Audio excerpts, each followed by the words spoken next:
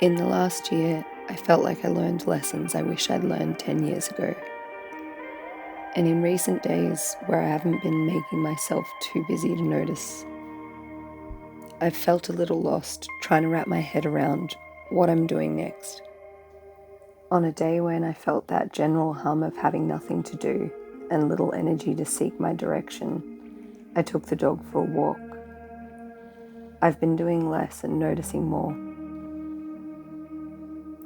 I was walking home up the hill and a young girl in her grandpa's arms up on a balcony points down at Pony. So I wave and he waves back and she starts waving and they smile at each other. The brief interaction quiets the low buzzy hum I've been feeling and makes everything feel lighter. I'm not in a hurry. I've been trying to lean into that feeling that no time is lost if you let yourself just be in it, fully present for what it is. The truth is, I've always felt scared of interacting with strangers. It used to feel safer to avoid. I've also always wanted to have the guts to take pictures of everything, or anyone. I've been trying to figure out what makes me hesitate to take a stranger's photo. I knew part of it was the thought of being perceived at all. But plenty of people do it. It's a brief moment. Part of it is I don't like the idea of making someone uncomfortable who doesn't know what my intentions are. I don't fully know what my intentions are, what motivates wanting to hold on to a moment. I've been watching and rewatching these Daniel Arnold interviews like a pep talk from a friend. And what makes it such a prevailing thing in my life is that it makes me brave enough to stay scared. He's an interesting character. Not only am I going to a place where I'm uncomfortable and having the scary experience and indulging in being afraid, but I'm also coming out of it with, 10 rolls of film and 365 pictures of what it was to be scared. I put myself in a position to be called upon to be more than I naturally am. And there's this, which I've played on repeat. What is the big mind boggler of growing up? It's like, when am I an adult? And it's that you're never an adult. You always feel like a scared kid, at least as far as I know. And I think that there's this great therapy and art in accepting that and mining that feeling. Like, how do I communicate to you that no, I'm not a polished, successful, dashing artist guy who made the right decisions and plotted a course to be known to you. I'm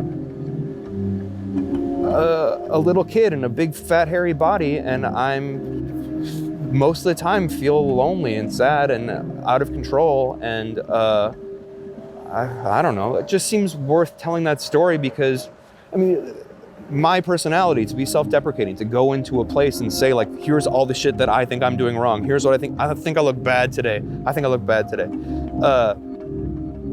There's something about embracing that instead of building up this lion exterior. I think I've realized part of my hesitancy is that I don't want to snap and run. It feels dishonest to pretend I'm not taking a picture. I want to lean into being a person who's willing to engage, even if it's just to smile for a second, or say, you really match that painting. I want to be more brave, lean into brief connections, let go of the idea that I'm not the person who's comfortable talking to strangers.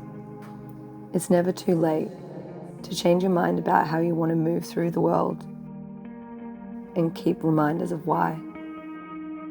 These men photographing their wives on the carousel, a man roller skating with his dog, this man carrying his girlfriend's shoes, who I only noticed after the photo was developed, is barefoot because he gave her his. The man outside the smoke shop who sees me photographing the pigeons every time I'm close to the lab with an almost finished roll, and sounds as confident with his English as I am with the sudden conversation with a stranger, but still asks, "You like birds?" I've been procrastinating making this video because the idea feels important to me.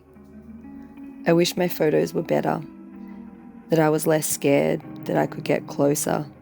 I think about the moments I missed when I could tell the person I wanted to photograph kind of wanted their picture taken, but I wasn't ready to be acknowledged and actively engage.